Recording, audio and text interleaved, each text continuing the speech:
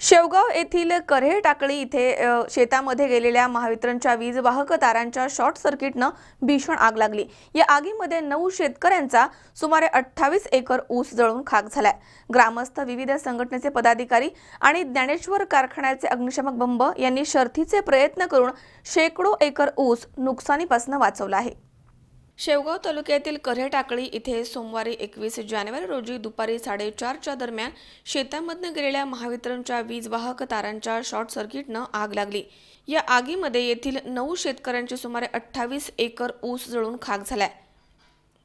यामध्ये संभाजी भाऊसाहेब काकडे यांचा 5 एकर, मीनाक्षी संभाजी काकडे यांचा 4 acre, Jalinder Sambhaji Kakade 4 acre, Jalinder Dhondiram Kothule 2 acre, Vishnu Dhondiram Kothule 4 acre, Sanjivani Keru Gite 3.5 acre, Jalinder Khandu Zipre 1 acre, Balasaheb Khandu Zipre 1 acre, Keshav Bapurao Gobare 1.5 acre आणि भारत भाऊसाहेब गोबरे 2 एकर असा एकूण 28 एकर ऊस जळून खाक झालाय। ऊसाला लागलेली आग विझवण्यासाठी सुमारे 200 ग्रामस्थ, विविध संघटनेचे पदाधिकारी आणि ज्ञानेश्वर कारखान्याचे अग्निशामक बंबानं शर्थीचे प्रयत्न केले। त्यामुळे जवळपासचा परिसरामधील शेकडो एकर ऊस नुकसानीपासून वाचला आहे। माहिती मिळताच ज्ञानेश्वरचे संचालक काकासाहेब नरवडे, अमरापूरचे माजी सरपंच विजय पोटफोडे, ज्ञानेश्वरचे शेतकी अधिकारी सुरेश आहेर यांनी घटनास्थळी भेट देऊन शेतकऱ्यांना दिलासा दिला आहे। आगीमध्ये नुकसान झालेल्या ऊसाच्या क्षेत्राला त्वरित ऊसतोड देण्याचे नरवडे यांनी शेतकऱ्यांना आश्वासन दिलं।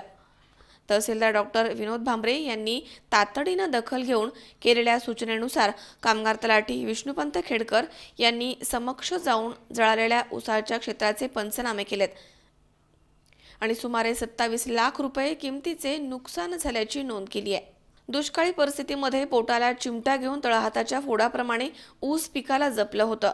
या नगदी पिकामधनं संसाराला हातभार लागून घरगुती प्रलंबित कामं मार्गी लागणार होती। मात्र ऊस तोड येण्याच्या अगोदरच महावितरणच्या तारांमुळे आमचा ऊस जळून गेलाय। त्यामुळे शासकीय धोरणांच्या निर्णयाला विलंब न होता आम्हाला आर्थिक नुकसान भरपाई मिळावी अशी कळकळीची विनंती शेतकरी जालिंदर काकडे यांनी केली आहे। वृत्तसंकलन विभाग C24 तास शेवगाव। सबस्क्राइब करा आमच्या YouTube चॅनलवर आणि बेल आयकॉनवरती क्लिक करा सर्वात पहिले आपल्या परिसरातील बातम्या बघण्यासाठी।